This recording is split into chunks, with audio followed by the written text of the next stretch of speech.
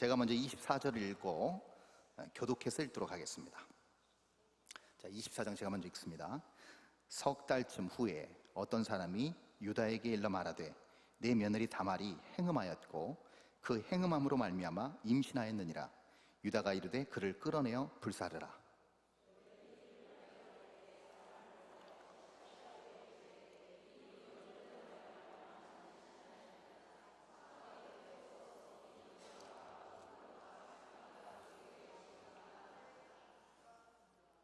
유다가 그것들을 알아보고 이르되 그는 나보다 옳도다.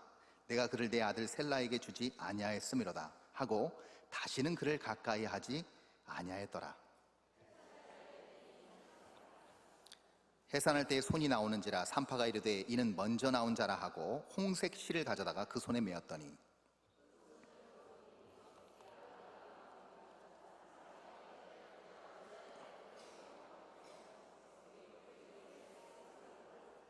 (30절) 다 함께 읽습니다. 그의 형 곧 손에 홍색 실 있는 자가 뒤에 나오니 그의 이름을 세라라 불렀더라. 아멘. 자, 질문 하나 드리겠습니다. 자, 우리 평강의 성도님들, 특별히 여성 성도님들께 질문을 드립니다. 성경에 많은 여인들이 등장하죠? 그렇죠? 많은 여인들이 등장하는데 그 많은 여인들 중에 가장 영향력 있는 여인이 누구라고 생각하십니까?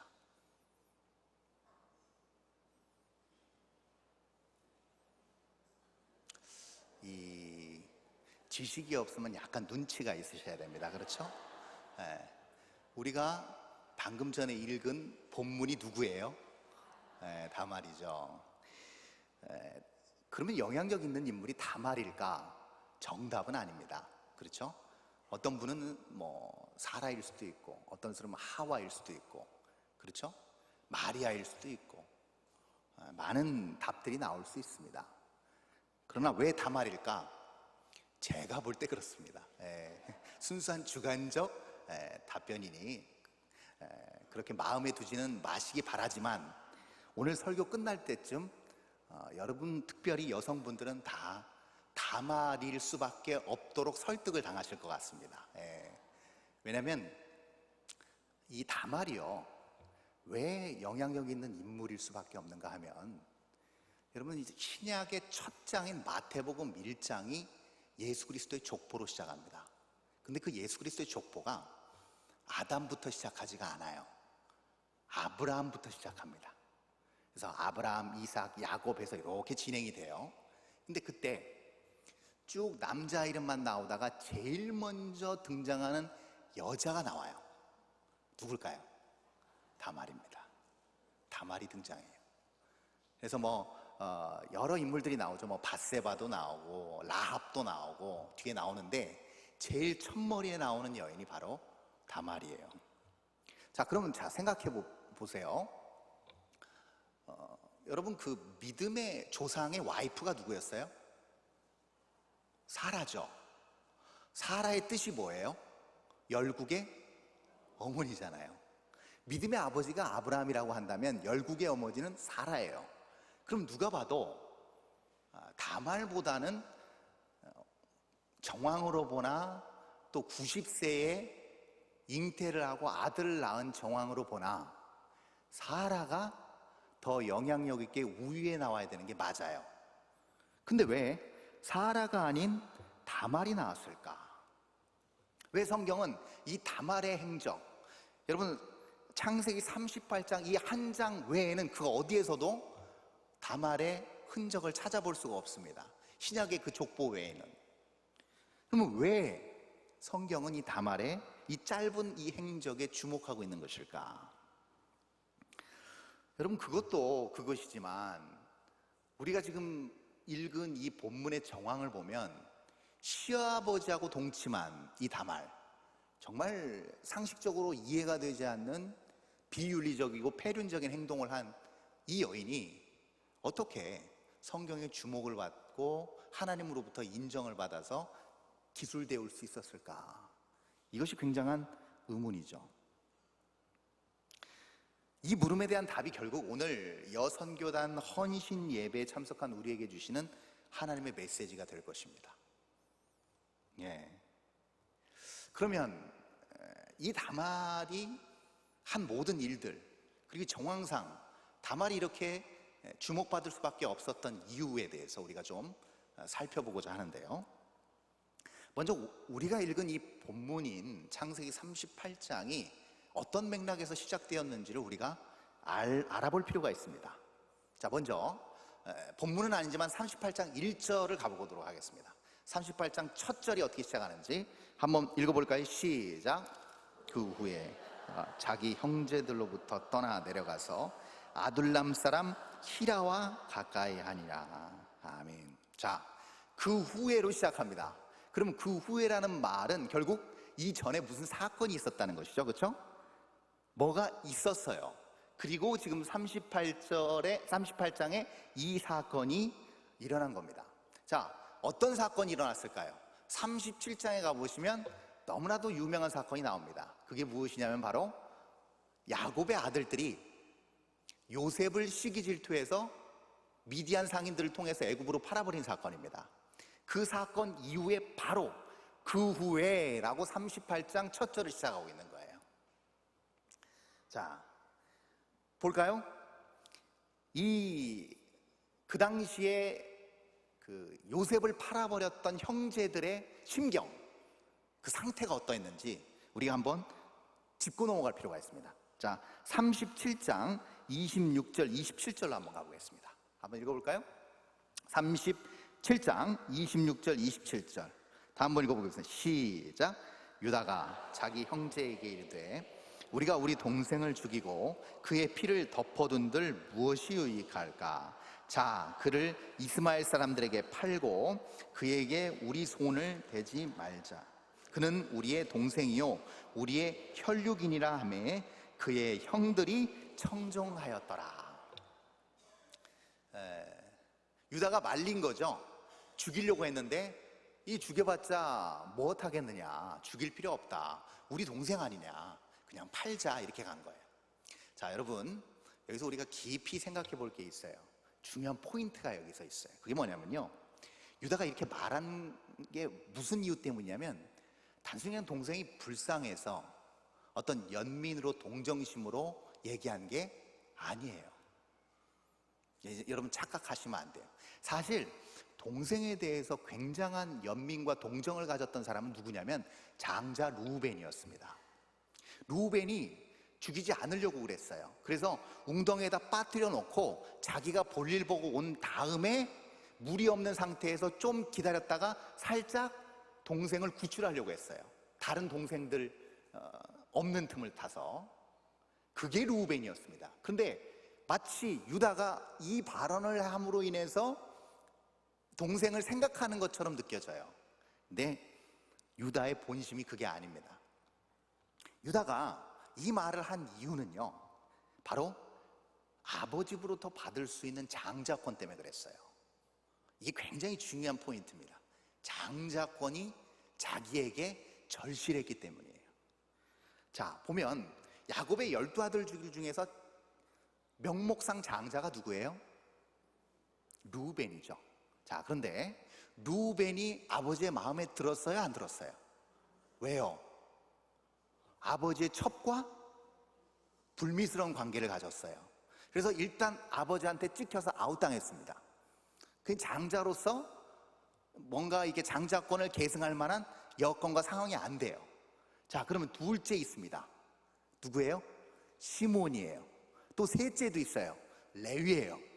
시므온과 레위가 그 다음 장자권을 계승해야 되는데 어떤 사건이 일어나요? 막내딸이었던 디나가 히위 족속이 살고 있는 곳에서 이렇게 나들이 나갔다가 히위 족속의 하몰의 아들인 세겜, 추장이었죠. 강간을 당하죠. 그리고 나서 어떤 일이 벌어지죠? 오빠들이 분노합니다. 그러면서 그 추장한테 이렇게 얘기하죠. 우리는 할례를 받은 그래도 뼈대와 명문 가문이다. 니네도 할례 받아라. 그래야만 딸을 줄 수가 있다. 이렇게 나온 거죠. 그랬더니 그 히위 족속의 모든 하모를 비롯한 추장 일가가 다 한날에 포경수술을 합니다. 예. 남자분들은 아실 거예요. 이게 얼마나 힘든지. 못 일어납니다. 그렇죠? 그런 상황에서 기습을 해서 어떻게 해요? 죽이죠. 누가요? 단 둘이, 시므온과 레위가 칼 차고 가서 무차별하게 대학살을 일으킵니다.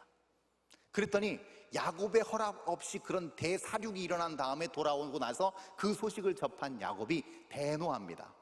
왜 내 허락 없이 이 일을 했느냐? 내가 이 땅에 어떻게 발붙이고 살겠느냐? 왜요? 야곱은 내심 그 땅이 좋았거든요. 마음에 드는 거예요. 정착하고 살만했거든요. 경기가 아주 좋았거든요, 그 땅이. 그런데 사고를 친 거예요. 둘째와 셋째가. 마음에 들었을까요? 안 듭니다. 장자의 계승 가능할까요? 계승 가능하지 않아요. 자, 그러면 넷째 남았어요. 누구예요? 그게 바로 유다예요. 유다가 넷째입니다. 그러면 자, 서열상 1, 2, 3는 다 아버지 눈밖에 났어요. 이제 자기 남았어요. 그런데 어떠한 변수가 존재했는가? 그 다음 서열이었던 자기가 아닌 이상하게 저기 정말 서열을 따지면 정말 끝에서 두 번째 누구예요? 요셉한테 아버지의 마음이 가 있는 거예요. 그래서 채색옷을 입힙니다. 자, 한번 읽어볼까요? 자, 창세기 37장 방금 전에 읽은 이 같은 장의 2절 3절입니다. 한번 읽어볼까요? 2절 3절 시작. 야곱의 족보는 이러하니라. 요셉이 17세의 소년으로서 그의 형들과 함께 양을 칠 때에 그의 아버지의 아내들 비라와 실바와 아들들과 더불어 함께 있었더니 그가 그들의 잘못을 아버지에게 말하더라. 요셉은 노년에 얻은 아들이므로 이스라엘이 여러 아들들보다 그를 더 사랑하므로 그를 위하여 채색옷을 지었더니 라고 기록되어 있어요. 자, 야곱의 족보는 이렇게 시작했다라고 성경 기록하시죠? 이 야곱의 족보는 뭘 소개하는 걸까요? 야곱의 아들들의 서열을 얘기하고 싶은 거예요. 근데 그 서열에서 당연히 유다가 지금 장자 계승권의 1순위인데 지금 37장 2절 3절은 누구를 주목하고 있어요? 요셉을 주목하고 있어요. 근데 요셉이 어떻게 했어요? 형들의 잘못을 고스란히 누구한테 고자질해요? 아버지한테 고자질한 거예요. 그러면서 신임을 얻기 시작한 거예요. 여러분, 이 채색옷은요, 여러분 단순하게 판단하시면 안 돼요. 야곱이 생활이 빠듯해가지고 형들한테는 시장표 메이커 입히고 요셉은 너무 사랑스러우니까 백화점 메이커 입힌 거 아닙니다, 여러분. 그런 차원 아니에요. 좋은 옷을 입히는 차원이 아니고 고대 근동사회에서 채색옷은요 무엇을 의미하는가? 장자를 의미합니다. 장자의 계승권을 일임할 때 채색옷을 입힙니다. 그러면 장자는 무슨 특권이 있는가? 뭐든지 더블입니다. 유산도 더블이에요. 특혜도 더블이에요. 전부 다 2배입니다. 거기에 유다가 충격을 받고 위협감을 느낀 거예요. 자, 요즘 나중에 보시면 여러분 12지파 가운데 므낫세 지파와 에브라임 지파가 있어요. 요셉 대신에 요셉의 2 아들이 들어갔어요. 이것이 반증하는 게 뭐냐? 결국은 영적인 장자는 누구였는가? 요셉이었던 거예요. 명목상의 장자는 유다였지만 영적인 장자는 결국 요셉이었다는 것을 우리가 알 수가 있어요. 그러면 유다 입장에서 잘 보세요. 자기가 지금 장자의 계승권, 여러분 너무 중요한 거 아시죠? 그 장자의 축복권이 너무나도 소중하고 중요한 걸 알기에 자기 아버지 야곱이 자기 삼촌 에서를 속인 걸 너무나도 잘 알고 있잖아요, 유다는. 그만큼 장자의 축복권이 너무나도 소중하다는 걸 알고 있던 터예요. 그런데 가만히 보니까 자기 큰형, 둘째, 셋째 형 보니까 잘못하고 실수해서 아버지 눈밖에 나니까 축복을 안 줘요. 그래서 이 멘트를 한 거예요. 우리가 우리 동생한테 피 묻힐 이유가 있느냐? 죽일 이유 없지 않느냐? 그냥 팔아서 멀리 보내자 한 거예요. 기발한 겁니다. 그렇잖아요. 멀리 보내버리면 자기 손에 피 안 묻히고 그 장자의 모든 권한은 자기한테 고스란히 오기 때문에 그래요. 아주 기발한 발상을 한 겁니다. 그러니까 무슨 자비나 긍휼의 마음이 아니고 자기가 그 장자권을 갖겠다고 하는 그 생각을 저변에 깔고 이 얘기를 한 거예요. 그런데 문제는 여기서가 아니고 이제 38장 넘어와서예요. 자, 여러분, 사람이 살아가는 인생이 그렇습니다. 그렇죠? 뭔가를 치밀하게 계획하고 진행시키고 뭔가 이렇게 딱딱딱 뭐가 맞아가지고 들어갔을 때, 이제 계획대로 진행이 되는구나 하지만 그게 끝까지 되면 좋은데 안 되는 경우가 너무나도 많죠. 이런 경우였어요. 38장 1절 가보니까 이렇게 기록되어 있죠. 아까도 읽었지만 그 후에 유다가 자기 형제들로부터 떠나 내려가서 아둘람 사람 히라와 가까이에 하였다. 자, 여기서 우리가 뭘 유추해 볼 수 있어요? 자기의 정말 큰 라이벌이었던 요셉을 멀리 떠나보냈습니다. 그럼 이제 장자권 자기한테 와야 되는데 이 정황상 지금 그게 왔어요, 안 왔어요? 안 왔어요. 그러면 떠날 이유가 없죠. 형제들 떠날 이유도 없고 자기 아버지 품에서 떠날 이유도 없습니다. 그 재산이 고스란히 자기한테 오는데. 자, 여기서 무엇을 유추해 볼 수 있는가? 장자 승계권에서 밀려난 것이 틀림없습니다. 떠난 거예요. 그리고 결국 떠나서 가나안 땅에 유리하면서 수아의 딸이라는 한 여인을 보고 마음에 들어서 결혼하고 독립해서 따로 살림 차리고 사는 거예요. 자기가 생각했던 바대로, 자기가 원하는 바대로 모든 것들이 다 이루어지지 않게 되자 자포자기하는 심정으로 그렇게 떠나버린 겁니다. 자, 그러면 여기서 우리가 조금 더 한 걸음 더 깊이 들어가서 생각해 볼 게 무엇이냐면, 그러면 단순히 이 유다가 아버지로부터 인정받지 못하고 형제들로부터 지지받지 못한 서운함 때문에 가출하듯이 갑작스럽게 나와서 아무 여자나 붙들고 결혼해서 애 낳고 살게 된 것인가? 여러분, 그건 아닌 것 같습니다. 자, 볼까요? 우리 오늘 본문으로 이제 한번 들어가 보도록 하겠습니다. 본문 26절입니다. 자, 본문 26절 한번 읽어볼까요? 자, 본문 26절입니다. 시작. 유다가 그것들을 알아보고 이르되 그는 나보다 옳도다. 내가 그를 내 아들 셀라에게 주지 아니하였음이로다 하고 다시는 그를 가까이 하지 아니하였더라. 아멘. 자, 지금 단순히 그냥 아버지가 나를 인정해 주지 않아서가 아니고 지금 이 26절의 말씀을 토대로 살펴볼 때 지금 유다에게 있어서 정말 서운하고 실망스러운 것은 무엇이냐면요, 그것은 다른 게 아니고 믿음의 자녀를 온전히 자기가 낳지 못한다는 데 있어서 큰 실망감이 온 거예요. 믿음의 계보에 자기가 들지 못했다는 것에 대한 실망감이에요. 이 믿음의 계보가 다말을 통해서 생기게 되자 자기를 통해서 또 다른 씨가 생긴 거에 대해서 놀랐죠. 그리고 나서 무릎을 친 거예요. 그렇구나, 하나님께서 그 옛날 주신 약속을 내 며느리를 통해서 이루고 계시구나, 이걸 깨닫게 된 거예요. 그래서 옳도다 얘기한 거예요. 다말이 한 행동이 옳도다라고 얘기한 겁니다. 여러분, 이게 가장 큰 거죠. 내가 하나님 앞에 처음에 하나님을 만났을 때 약속을 받았어요.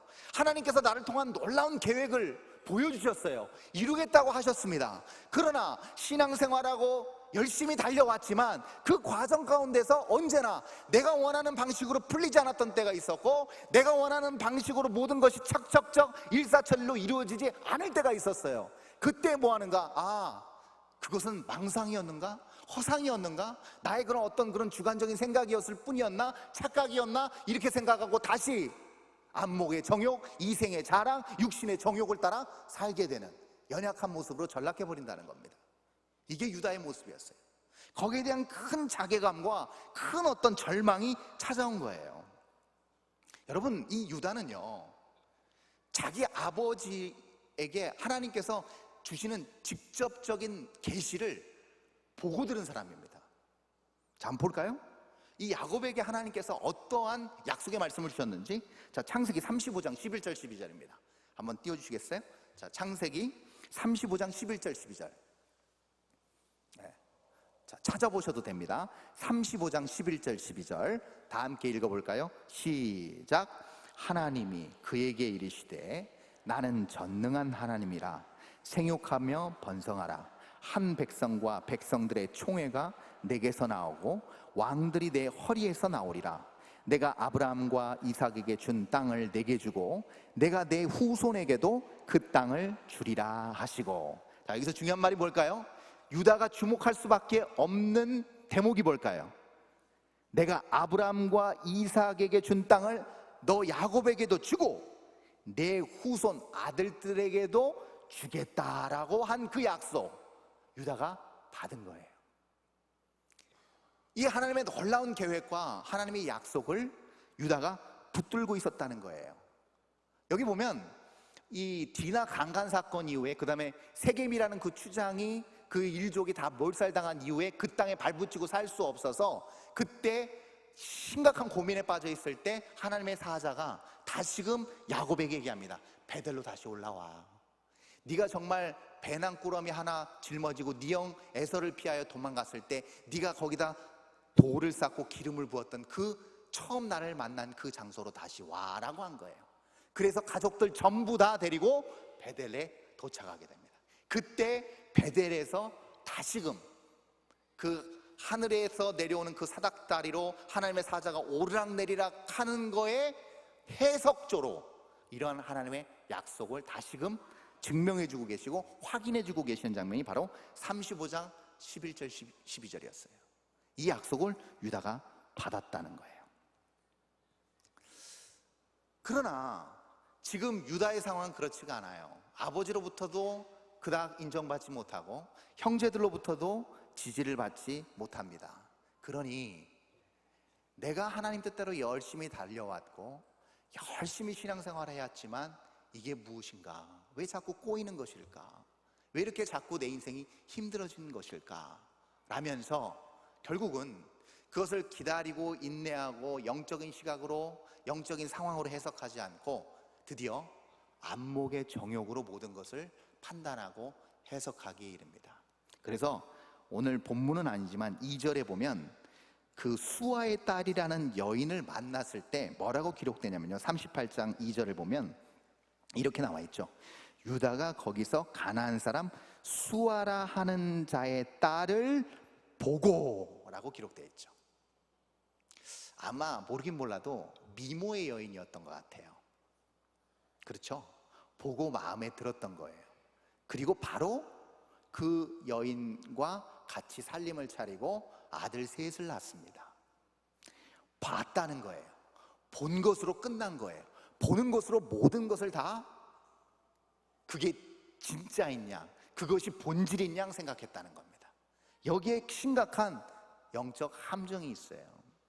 결국은 이 수아의 딸이라고 명명된 이 여인은 정말 예수 그리스도의 그 유다 지파의 시조였던 유다의 여인이었음에도 불구하고, 그 처이였음에도 불구하고 그 이름조차 성경에서는 거명되고 있지 않잖아요. 왜요? 유다가 뭘 봤다고요?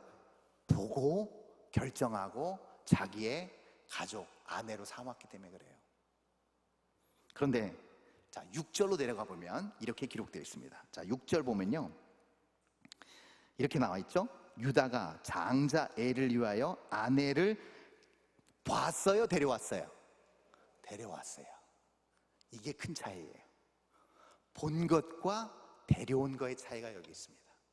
여러분, 이게 한글로 써 있어서 그냥 이게 와닿지 않죠? 여러분, 보는 것은 보는 거예요. 물리적으로 보고 육적으로 판단했다는 의미예요. 그러나 이 데려왔다는 것은 예비되고 지정되었다는 뜻입니다. 여러분, 이 유다의 할아버지 이삭이 할머니를 데려올 때 어떻게 데려왔어요? 보고 골랐어요? 데려왔어요? 데려왔습니다. 아브라함이 있던 땅에서 며느리감을 데려왔어요. 즉, 이 얘기는 무슨 얘기예요? 예비되어지고 준비되어지고 지정된 사람이라는 얘기예요. 자, 벌써 여기서부터 심상치가 않습니다. 이 다말이라는 여인이 등장부터 심상치가 않아요. 보고 결정한 게 아니고 지정되고 준비된 사람이었다는 거예요. 이게 다말이었습니다. 자, 그러면 여기서 이제 의문에 정말 우리가 정말 짚고 넘어가야 될 질문이 하나 있어요. 자, 그리고 지정됐다, 예비됐다, 하나님이 선택했다. 그러면 이 다말의 이 비상식적인 이 행동, 그렇죠? 이 도저히 윤리적으로 용납될 만한 이야기가 아니잖아요.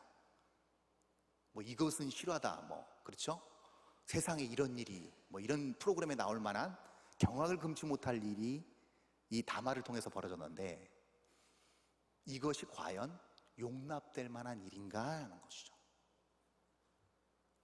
하나님의 선택을 받아 지정된 믿음의 계보를 이어갈 사람으로서 기본 자질에 문제가 있는 거 아닌가라는 의구심을 떨쳐버릴 수가 없는 것입니다. 우리는 보통 그래서 이 본문을 대할 때 그 아들을 둘이나 잡아먹은 꼴이 됐잖아요. 그래서 다말이 뭐 다 말아먹었다는 것도 된다고 그래요. 어떤 분은. 네, 농담입니다. 집안을 정말 다 말아먹을 정도로 아들 둘을 다 뭐 심판으로 다 먼저 떠나보냈어요, 유다 입장에서. 그러면 유다 입장에서 막내 아들을 보호하고 싶은 마음이 들었을 겁니다. 그래서 수절하고 친정 가서 막내가 장성할 때까지 기다리라 한 거예요. 왜? 고엘 제도를 계속 이어가야 되니까요. 계속 씨를, 자손을 이어가야 될 상황이었으니까요. 그러나 막내가 어리기 때문에 기다리라고 한 거예요. 그런데 잘 우리가 아시다시피 막내가 장성했음에도 불구하고 시아버지가 다말을 불러요, 안 불러요? 안 부르죠. 그러면 정황상 우리는 이렇게 이해할 수밖에 없습니다. 이 아버지가 저 며느리 들어와서 우리 집안이 풍지박상 났구나, 일단 다시 친정으로 보내고 부르지 말자, 격리시켜 놓자, 이것을 다말이 알고 복수를 계획한 거 아니냐라고 우리는 보통 생각합니다. 이 본문 맞닥뜨리면 그렇죠. 복수의 칼을 20년 가까이 간 거예요. 두고 봐라 내가. 과연 그럴까요? 언뜻 봐서는 그렇죠. 그리고 충분히 복수의 화신이 될 수밖에 없는 정황과 상황입니다. 자, 그런데 과연 그럴까? 자, 먼저 아무리 이 시대가 고대 사회, 족장 사회이긴 하지만 당시 간음은요, 재판 없이 직결 처단이 가능한 그런 아주 큰 형벌로 다스렸습니다. 간음하다가 현행범으로 잡혔을 때 고대 사회에선 재판 없이 직결 처단이었어요. 그만큼 중범죄로 다스렸습니다. 그거를 오늘 본문 24절에서 알 수가 있어요. 자, 우리 본문 한번 첫 절 24절 한번 읽어볼까요? 이렇게 기록되어 있죠. 24절입니다. 시작. 석 달쯤 후에 어떤 사람이 유다에게 일러 말하되 내 며느리 다말이 행음하였고 그 행음함으로 말미암아 임신하였느니라. 유다가 이르되 그를 끌어내 어떻게 하라? 불사르라. 직결처단이죠. 화형시키라는 거예요. 아무도 거기에 대해서 하자가 없었어요. 시키는 대로 했어요. 왜요? 그 당시 풍습이었으니까요. 또 26절 보면 이렇게 나와 있습니다. 그 다음 뒤에 26절도 이렇게 나와 있죠. 유다가 그것들을 알아보고 이르되 그는 나보다 옳도다. 내가 그를 내 아들 셀라에게 주지 아니하였음이로다 하고 다시는 그를 가까이 하지 아니했다라는 정황으로 봐서 유다도 실수한 걸 인정하고 다시는 다말과 가까이 하지 않았다는 것을 알 수가 있어요. 자, 그럼 이 얘기 무슨 얘기예요? 아무리 손이 귀한 그 당시 시대라 할지라도 시아버지와 며느리, 시부와 자부 간에 넘어야 되지 말아야 될 선이 분명히 존재했다는 겁니다. 그 선을 넘었을 시에는 반드시 직결처단 당한다는 거예요. 사람으로, 사회의 구성원으로 인정받지 못한다는 게 분명합니다. 자, 그럼 이렇게도 생각해 볼 수 있어요. 여인이 한을 품으면 온유에도 서리가 내리고 눈이 내린다는데 얼마나 20년 동안 칼을 갈았겠냐. 그러면 혹시 이런 거 아니겠는가? 너 죽고 나 죽자. 그래, 한번 시아버지 나도 죽겠습니다. 그런 시아버지도 이대로는 제가 못 참고 갑니다. 시아버지 너 죽고 나 죽으십시다. 이렇게 하는 어떤 자멸적 복수가 아니었겠는가 라고 생각해요. 너 죽고 나 죽자식, 우리 둘 같이 그냥 나란히 불에 타 죽으십시다. 그런데 그것이 아닌 것이 바로 25절에 나와 있어요. 자, 우리 25절 한번 읽어볼까요? 다말의 마음이 드러납니다. 자, 25절 한번 다 함께 읽습니다. 시작. 여인이 끌려갈 때에 사람을 보내어 시아버지에게 이르되 이 물건 임자로 말미암아 임신하였나이다. 청하건대 보소서 이 도장과 그 끈과 지팡이가 누구의 것이니까 한지라. 자, 여기서 우리가 알 수 있는 게 뭐예요? 유다가 다말한테 들어갈 때 염소가 없었어요. 그러니까 화대조로 뭘 요구했어요? 신분증을 요구한 거예요. 도장과 그 끈과 지팡이를 요구한 겁니다. 그러면 이것을 다말이 가지고 있는 한 그 당사자한테 보여주면 거부할 수가 없는 거예요. 주민등록증하고 똑같은 거예요. 그러니 이제 저 여인을 갖다 불살하라 했을 때 다말이 끌려나가면서 그것을 주인에게 보여주세요 한 거예요. 주인 찾아주세요라고 한 거예요. 이 사람 때문에 제가 임신하게 됐습니다라고 한 거예요. 그랬더니 유다의 명령을 듣고 그 다말을 불살르러 죽이려 갔던 사람이 그걸 딱 받고 누구한테 와요? 유다한테 와서 보여준 거예요. 그런데 잘 보시면 25절 잘 보시면 도장과 끈 지팡이의 주인이 누구인지 그 종이 알아요? 몰라요? 몰라요. 유다한테 물어요. 누구의 것입니까? 이거 도대체 하고 던져준 거예요. 그때 유다가 뜨끔한 거죠. 이거 밝혀지면 자기도 불살름 당해야 되니까. 자, 여기서 우리가 알 수 있는 게 뭐예요? 다말이 공멸하기 위한 복수가 아닌 아버지를 배려하기 위한 것을 우리가 알 수가 있습니다. 몰래 아버지만 볼 수 있도록 이것을 보여준 거예요. 자, 이쯤 되면 분명하게 선명해지는 것이 있습니다. 그것이 무엇이냐? 바로 하나님께서 이 모든 것을 계획하시고 이루시고 진행시켜 나가셨다는 거예요. 그것을 보자마자 유다의 반응이 어땠어요? 우리 26절 아까 읽었죠? 옳다, 맞다, 하나님께서 우리에게 주신 약속이 있었지 하고 무릎을 친 거예요. 거룩한 믿음의 계보를 이어나가야 된다는 사명을 자각하게 된 거예요. 그동안 그는 풀리지 않는구나, 되지 않는구나, 열심히 해도 결국은 나는 이 모양 이 꼴이구나 라고 생각한 거예요. 그 옛날 베델 땅에서 하나님께서 주신 약속을 철저하게 망각하고 살아버린 거예요. 그런데 그 도장과 끈과 지팡이를 보는 순간 깨닫게 된 거예요. 내 며느리를 통해서 이루어 주셨구나. 내가 하던 두 아들 하나님께서 오히려 치셔가지고 나 도대체 이제 하나님의 약속 어디 갔냐고 그렇게 하나님 앞에 항변할 때 하나님은 며느리를 예비하셔가지고 하나님의 거룩하고 온전한 뜻을 이루고 계셨구나라고 생각한 거예요. 깨닫게 된 겁니다. 그것보다도 이 하나님의 약속을 생명처럼 붙들고 있던 사람은 결국 유다가 아니라 결국 다말이었다는 거예요. 유다가 이 감개무량한 하나님의 계시의 명령을 자기 아버지가 받고 있을 때 이것을 감출 수 있었을까요? 아니요.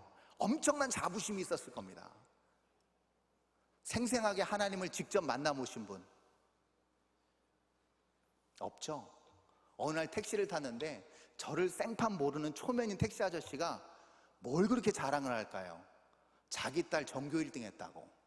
내가 걔 이름을 알아요, 얼굴을 알아요, 관심도 없어요. 그런데 자기 딸 전교 1등 했다고 자랑하는 거예요. 전교 1등만 해도.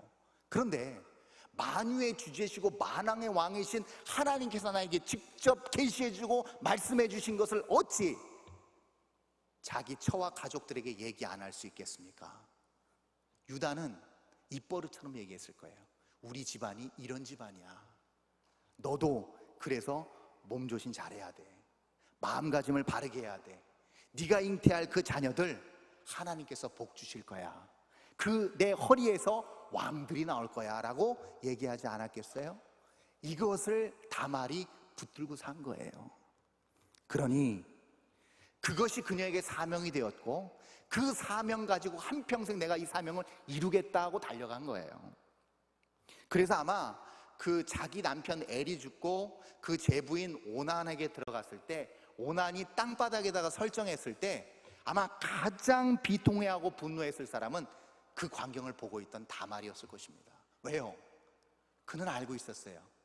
나의 태를 통해서 반드시 하나님께서 하나님의 믿음의 계보를 이어가실 거라는 사실을. 나의 태를 통해서 이 땅에 정말 필요한 하나님께서 원하시는 자들이 나올 것이라는 믿음과 소망을 가지고 있었다는 거예요. 근데 그것을 인위적으로 막았을 때 하나님이 분노하시기에 앞서 가장 먼저 분노한 자는 누구였을까? 바로 다말이었을 것입니다.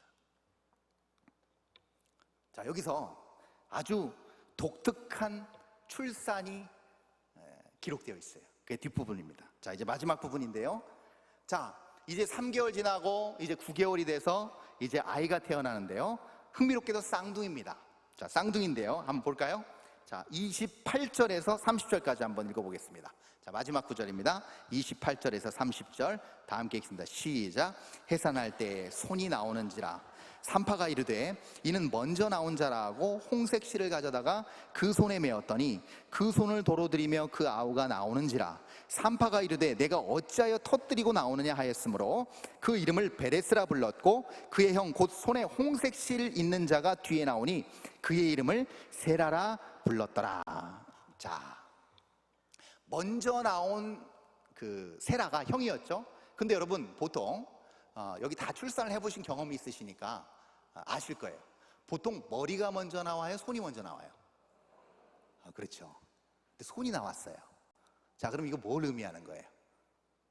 일반적이지 않다는 거예요. 그렇죠? 범상한 어떤 일인 거예요. 근데 더 웃긴 거, 손이 나왔다가 다시 들어갔어요. 그리고 뒤에 있던 애가 앞질러서 제치고 나와요. 이건 더 범상치 않은 아주 독특한 현상인 거예요. 이례적인 일이죠. 손이 나온 것도 참 독특한 일인데 뒤에 있던 애가 앞에 애를 앞질러서 나왔어요. 자, 여러분 이게 뭘 의미한 걸까요? 자, 먼저 이 독특한 출생 배경을 통해서 이름이 지어집니다. 자, 먼저 나온 형, 딱 나오니까 손으로 홍색 실로 딱 표시를 하죠. 이게 형이라는 표시예요. 그 이름이 뭐였어요? 세라입니다. 그리고 그 적기고 나온 형, 그 적기고 터뜨리고 나왔다고 해서 그 이름이 뭐예요? 베레스였어요. 자, 여기서 이제 중요한 영적 포인트, 마지막 결론 지점에 도달합니다. 여러분, 세라는요, 그 이름의 뜻이 빛을 비춘다라는 뜻이 있어요. 빛을 비춘다, 세라예요. 그리고 이 베레스라는 뜻은 뭐냐면 터뜨린다, 부순다라는 뜻이에요. 자, 기억하세요. 세라는 뭐라고요? 빛을 비춘다. 베레스는 뭐예요? 아주 과격해요. 터뜨린다, 부순다. 자, 그러면 어감적으로 봤을 때 세라가 더 예수님의 조상이 돼야 돼요? 베레스가 조상이 돼야 돼요? 제가 볼 땐 세라입니다. 맞죠? 이름이 그럴듯하잖아요. 광명, 빛을 비추고 생명을 주는 그런 의미 같이 보이잖아요. 그런데 부수고 찢고 터뜨리는 베레스가 예수님의 조상이 돼요. 이게 무슨 일일까요? 여러분, 이 세라가 먼저 손을 내밀어서 나왔어요. 그리고 홍색 실이 그 손목에 묶여졌어요. 이것은 무엇을 의미하는가? 바로 하나님의 약속의 유업을 먼저 받은 유다 자신을 의미합니다. 그 생물적 아버지인 유다 자신을 의미하는 거예요. 그 세라가. 근데 어떻게 됐어요?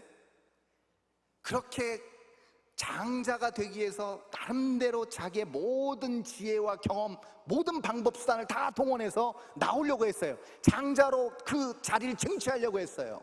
모든 것을 다 행위로, 모든 것을 다 자기의 능력으로, 경험으로 이루어내려고 했어요. 그런데 꺾였어요. 터트려졌어요. 부서졌어요. 누가 나옵니까? 뒤에 베레스가 나옵니다. 여러분, 결국은 이 유대인이라는 이름의 조상이 된 이 유다와 그 후손들인 그 유대인들은요, 하나님으로부터 율법을 받고 그 율법이란 손전등을 통해서 정말 하나님께서 원하시는 것이 무엇인지 비추고 깨닫고 그리고 그것을 이루려고 노력했습니다. 거기까지는 좋습니다. 네, 거기까지였어요. 그 율법의 잣대로 사람들을 비판하고 정죄하고 무시하고 짓밟았습니다. 율법의 본연의 본질을 다 망각한 채 자기의 영광과 영의와 영달과 안위를 위해서 사용하기 시작한 거예요. 그렇게 율법은 그들의 사악한 욕심을 채우는 도구로 전락해버리고 마는 겁니다. 그런데 이것을 터뜨리고 이것을 철저하게 다 깨알같이 다 부수고 다시금 온전히 이것을 회복시키실 분이 오셨으니 바로 누구예요? 예수 그리스도시죠. 베레스의 혈통에서 나신 바로 예수 그리스도십니다. 이것을 바울은 이렇게 설명하고 있습니다. 자, 골로새서 2장 13절 14절 한번 볼까요? 자, 골로새서 2장 13절 14절. 자, 한번 읽어보겠습니다. 시작. 또 범죄와 육체의 무할례로 죽었던 너희를 하나님이 그와 함께 살리시고 우리의 모든 죄를 사하시고 우리를 거스르고 불리하게 하는 법조문을 쓴 증서를 지우시고 제하여 버리사 십자가에 못 박으셨다. 욕심으로 얼러준 모든 그럴싸한 신앙관들, 신앙 행태들 다 깨부셨다는 거예요. 이게 그 바리새인들과 유다의 자손들이었던 그 유대인들과 치열하게 싸우셨던 중요한 분쟁의 원인이 되었습니다. 여러분, 이것이 2000년 전에 예수님 시대만의 얘기일까요? 여러분, 그랬으면요 1517년도에 비텐베르크의 105개 조항은요 여러분 생길 이유가 없습니다.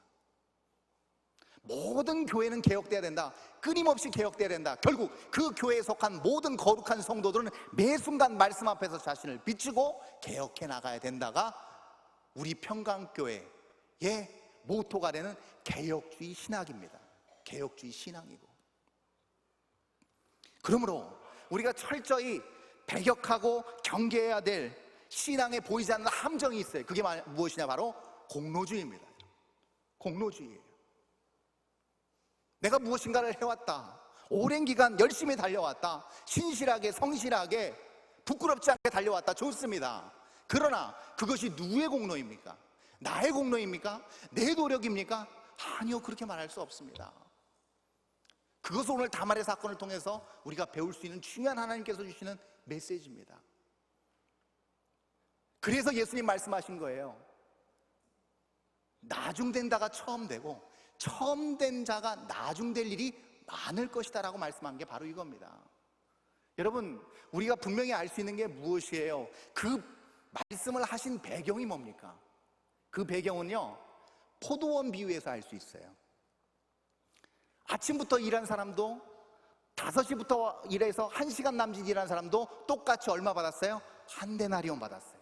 그랬더니 앞에 있는 사람이 얘기해요. 아니, 나는 새벽부터 와서 이렇게 일했는데 왜 저 사람과 나하고 임금이 똑같습니까?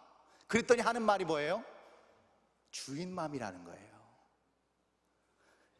그만큼 그가 일을 했든지 못했든지 이 모든 밭을 관리하는 주인 입장에선 크게 대수롭지 않은 겁니다. 와서 일해준 게 대견한 거예요. 이 자리에 있는 것 자체가 고마운 거예요. 그러므로 값을 지불한 겁니다. 근데 동일하게 얘기하는 게 뭡니까? 나는 오랜 시간 왔다는 거예요. 오랜 시간 함께 했다는 거예요. 훨씬 더 많이 헌신했다는 거예요. 아니에요. 여러분, 누가복음 15장에 나오는 탕자의 비유도 똑같습니다. 탕자가 아버지 재산 다 탕진하고 돌아왔을 때 그 큰아들이 한 말이 뭐예요? 나는 아버지와 함께 있었고 아버지한테 효도를 다 했는데 왜 저 방탕한 아들 돌아왔는데 가락지 끼고 신신 끼고 왜 소를 잡습니까? 라고 얘기한 거예요. 그때 이 아버지 하는 말, 똑같은 아들이라는 거예요. 절대 버릴 수 없는 그 아들이 돌아왔는데 내가 어찌 기뻐하지 아니할 수 있겠느냐라고 말씀하신 거예요. 이 원리입니다, 여러분. 처음 된 자가 나중되고 나중된 자가 처음 된다. 이 말씀 어디에 또 적용될 수 있을까요? 부자 청년이 왔습니다. 그 부자 청년이 어떻게 해야, 무엇을 해야 영생을 얻을 수 있겠습니까? 그랬더니 예수님 말씀하셨어요. 하나님의 말씀, 율법을 잘 지켜라. 하나님을 사랑하고 이웃을 사랑하는 것을 잘 지켜라. 그랬더니 이 청년이 하는 말이 뭐였어요? 이거였습니다. 내가 이거 어려서부터 지켰습니다. 즉 오랜 세월 지켜왔다는 거예요. 이 사람들은 아니지만 나는 어려서부터 율법을 알았고 어려서부터 하나님 알았고 어려서부터 신실하게 내 안 먹을 것 안 먹고 안 갈 때 안 가면서 지켜낸 신앙이라 이 말이에요. 그런데 그때 예수님께서 중요한 그 마음을 간파하시고 그에게 돌이킬 수 없는 한 주문을 하세요. 그게 뭐예요? 네 소유를 다 팔아 가난한 자들에게 주고 나를 따르라 말씀하셨어요. 그랬더니 이 청년이 재물이 심히 많은 고로 근심하여 돌아갔다라고 얘기해요. 자, 많은 공로를 쌓고 많은 신앙의 연륜을 쌓고 은혜도 받고 축복도 받고 하나님이 인도하신 것 감사함으로 살아왔지만, 여러분, 우리가 절대로 빠져서는 안 되는 그 함정은 무엇일까? 하나님, 내가 이만큼 하지 않았습니까? 그래도 제가 이만큼 주님께 바치지 않았습니까? 이만큼 주님 앞에 헌신하지 않았습니까? 라는 오만입니다. 그 교만이에요, 여러분. 그렇게 되면 어떤 현상이 일어나는가? 내가 보이지 않고 남이 보이기 시작합니다. 어떤 분쟁이나 갈등이나 어려움이 왔을 때 그렇게 나름대로 신앙생활을 열심히 한다고 하고 내 공로에 의지하여 살아온 사람은 절대적으로 자신의 오류와 부족함을 보는 모든 영역에서 맹인이 됩니다. 보여지지 않아요. 왜요? 완벽하게 달려왔거든요. 빈틈없이 달려왔거든요. 부끄럽지 않게 살아온 것 같거든요. 그러니 보일 리가 만무합니다. 그게 유다의 모습이었습니다. 그러나 다말은 아니었어요. 철저하게 자기의 부족함을 그대로 가지고 말씀 앞에 자기를 비추었습니다. 성숙한 그리스도인, 성숙한 교회는 어떤 교회인가? 왜 문제가 없겠습니까? 왜 어려움이 없겠고, 왜 억울함이 없겠고, 왜 서운함이 없겠습니까? 그것을 그대로 표출하고 지적하고 분쟁하고 공격하는 것이 아니고 철저하게 이타적으로 가는 거예요.